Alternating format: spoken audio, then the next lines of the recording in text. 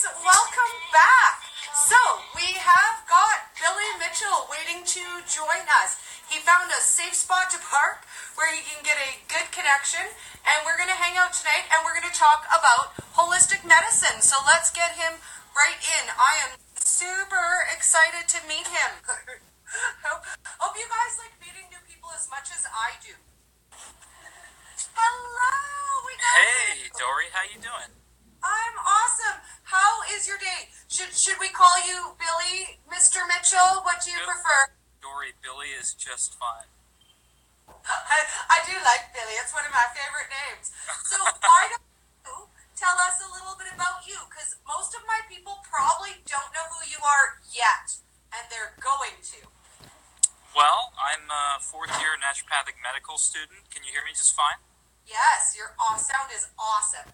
Okay, I'm a fourth-year naturopathic medical student studying at Southwest College of Naturopathic Medicine. So it's one of the few accredited naturopathic medical schools in the country. And I'm just in my fourth year, ready to go. I'll be specializing in rheumatology, working with a nurse practitioner in Gilbert in a few months here, and a little bit with a chronic pain group in Mesa. So, Ooh, excellent. So my first question for you, Billy, is what is holistic medicine? Because lots of us don't really know. It kind of just sounds like a cool word. What does it mean? well, there's a lot of different definitions out there, Dory, and I don't know if mine will do justice to those out there who have been practicing this longer than I have. But essentially, it's just looking at the person as a whole, right? Holistic, Okay. and considering all of the environmental factors and let's make it simpler. So each one of us has a story, right? Yes. Who we are, where we came from, who our parents were, who our pets were, this environment we grew up in, and what we interfaced with. And so in naturopathic medicine, which is a type of holistic medicine, we really focus on the person's story, which has the answers to whatever their health maladies or issues are. So it's really just listening to this story and considering all aspects and avenues of that story to come up with a solution for that person's issues. So you're more likely to get something that would include, diet, exercise, kind of all of your issues? Yeah, exactly. So Okay. so there's the foundations, which you and a lot of your viewers and your audience are familiar with, right? So there's a principle in naturopathic medicine called nature cure, and it's just making sure you get enough sunlight and enough clean water and good food and enough movement and enough social interaction and love from people in your social circles. And so these are all the critical parts to just making sure that the complex machine that is us is working properly. And then Those are all the parts I consider too. yeah, and then kind of peripheral to that, when you don't get the results that you would expect from the basics, then we kind of dig deeper into that story and look for these things that may be more relevant in other people's cases. So maybe chronic infection or Okay. hormonal imbalance or environmental toxicity, things like this. So who would benefit most? Like, say for example, if I had, chronic pain or chronic infections, or, I had been going through the same symptoms for years and years and going to doctor, would something like this maybe be something that I should look at as an alternative treatment? Absolutely. And the biggest thing is finding somebody who is going to listen to your story, right? Even if they have no idea what holistic medicine is, if they're listening to all the information you have to provide, and they're very curious and astute, and they legitimately care about your story and what you have to say, it's going to point them in directions that are removed from conventional care, which is essentially cookbook medicine, cookbook pharmaceuticals. So, Well, and we love that in my group because we're learning how to understand our bodies, listen to our bodies. Lots of us never ate healthy food before. I know for me, I never ate before. I was in the same place. So Yeah, I was in it's the a same huge place. change. Yeah, yeah. My growing up, we didn't eat good. We ate Cheetos and Pop Tarts and sodas and things like this, and I'm sure a lot of your viewers have as well. And my parents always did the best they could, and the affordable stuff is the bad stuff. And there's unfortunately an information gap, and people don't really understand the harm that this is doing to our bodies because it's not as apparent until later in life as we age when all these things become more obvious.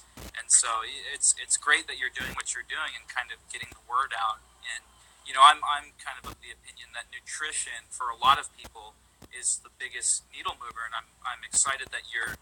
Whoa! Somebody opened the door and got sunlight in my face. I'm excited that you're talking about this. Yeah, let there be light. I'm excited you're talking about the ketogenic diet because I think it's a really great zero point for a lot of people. I love it. In all honesty, I won't lie. I found it completely by accident. I was not looking for a diet. I was not looking to get healthy. I actually kind of fell into it by accident. I wanted to try the new weight loss shake. Yay, 20 pounds, Yeah. right? And my girlfriend ordered it with me, and the day it arrived, she's my research goddess. And she messaged me, and she said, "Oh, there's a whole diet, Dory." And I was like, "You better back up off me, girl, with that D word. If you want to be my friend, you better back up off me."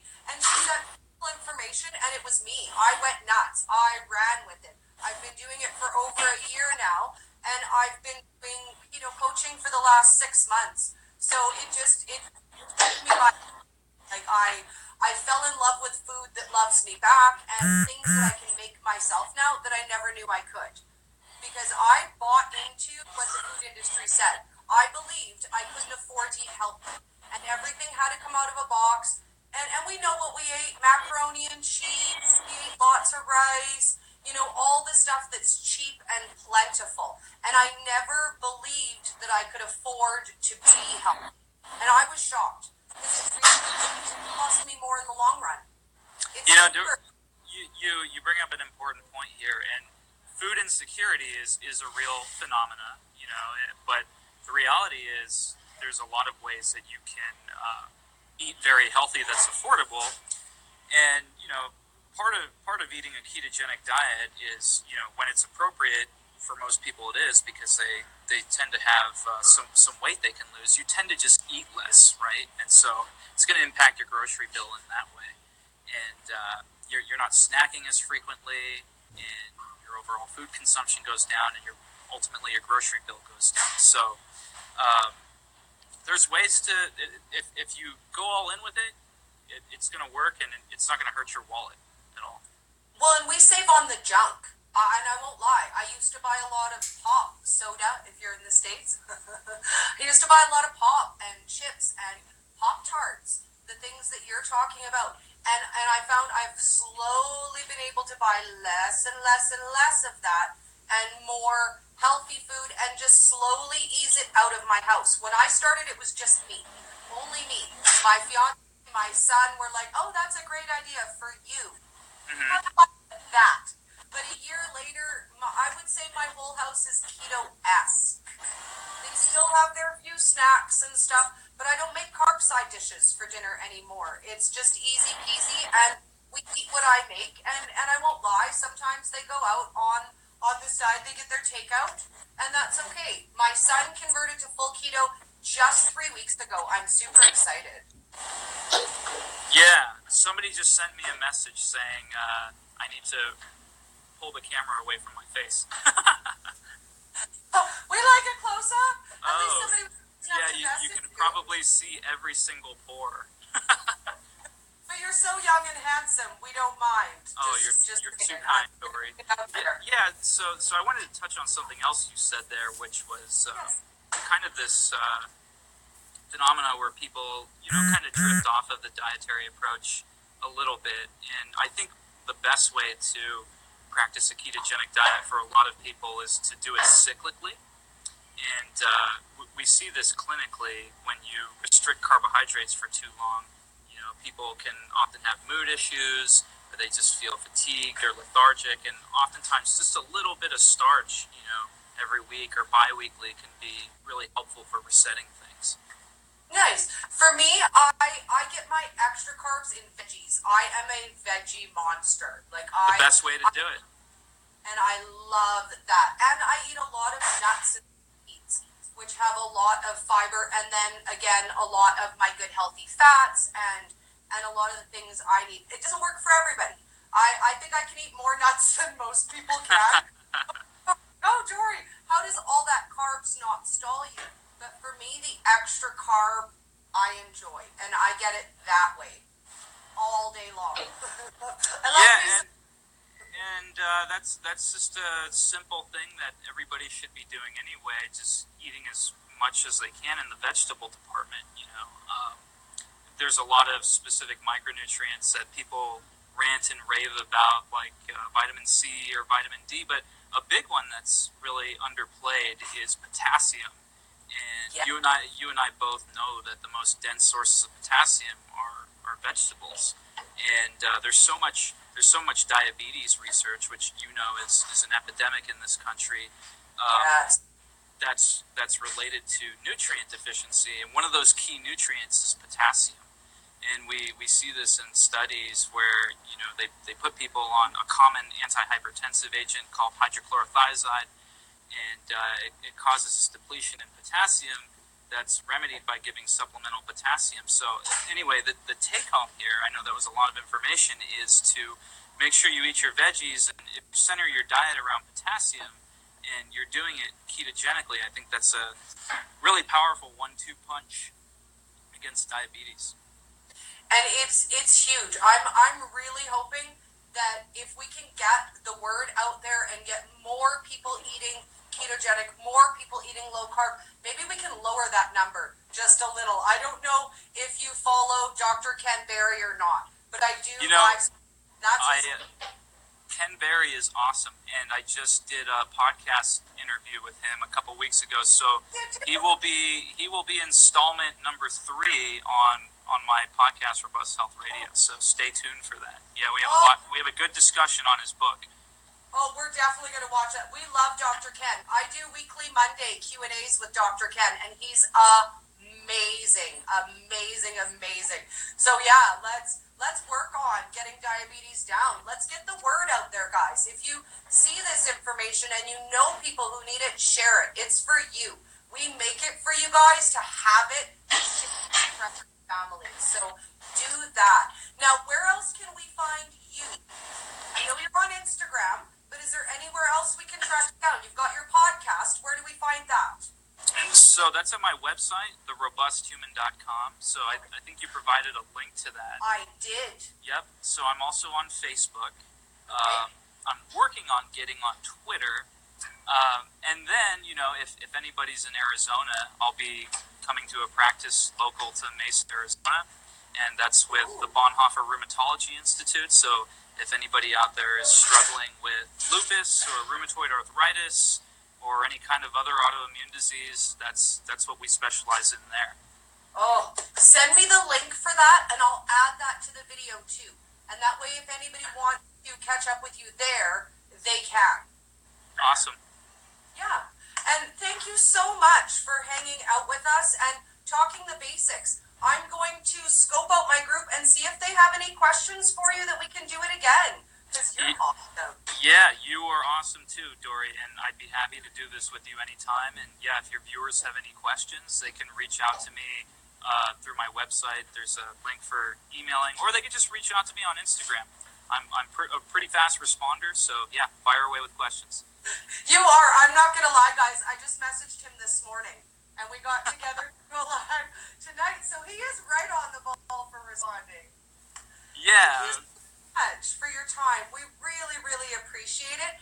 And when are you officially done? Because you're 4th year, and then you finish up soon, right? Yep. I graduate June 23rd, so I'll be done with classes then, and then board exams are in July, and then I got a 3-month lag between licensure and boards, so I'll be out soon.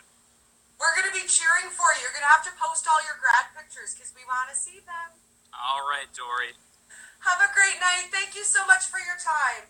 Thank you, Dory. Bye. Bye.